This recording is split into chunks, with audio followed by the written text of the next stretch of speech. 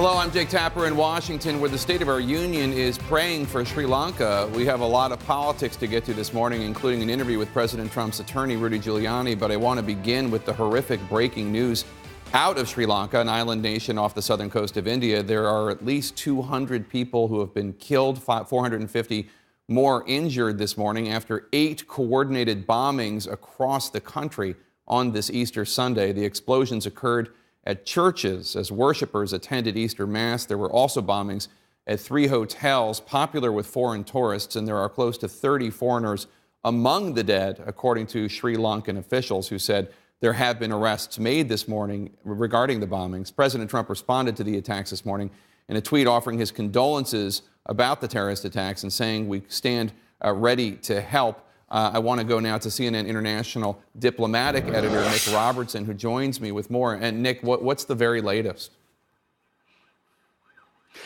Jake, it's still not clear who was behind the bombing. Very clear this was coordinated, that it was well planned, that these people were intending to send a very clear message on this one of the most holy days in the Christian calendar, Easter, that they were attacking Christians, not just people in hotels who might have been foreigners, but very clearly intent on attacking Christians. And it comes at a terrible week for the church. You've had the burning down of, or the partial burning down of the Notre Dame Cathedral in Paris. You have that arson attack on St. Patrick's Cathedral in New York just 2 weeks ago, and a church burnt down in Louisiana. You have the ongoing scandal within the Catholic Church about abuse that continues to rumble on. And here in Northern Ireland, just ahead of the Easter Republican parades commemorating the Irish overthrowing British rule in Ireland, police raids here in this city of Derry led to riots, youths throwing petrol bombs at police vehicles, and a group called the New IRA, that the police are branding a new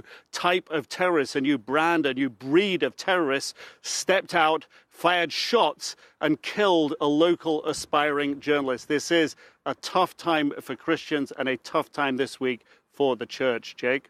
Is there any information? I know the death toll in Sri Lanka keeps rising. Is there any information? I know no identification of who might be responsible. But is there any information about the 7 individuals who we're told have been arrested?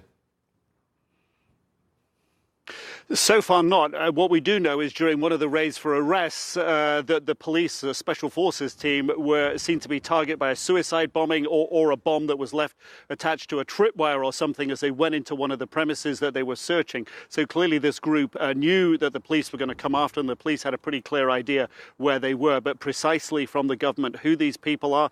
This is not a typical type of attack by the Tamil separatists who ended their 25-year civil war with the government there 10 years ago. This is not the type of attack they would perpetrate. They were more of a secular type organization. It has the hallmarks of ISIS. ISIS was already crowing about it in its propaganda, as it always does, but there's no indication confirmed yet that this would be, that this is ISIS. Obviously concerns high, and we know the Sri Lankan government a few years ago warned about possible growth of small, very small ISIS cells in their country.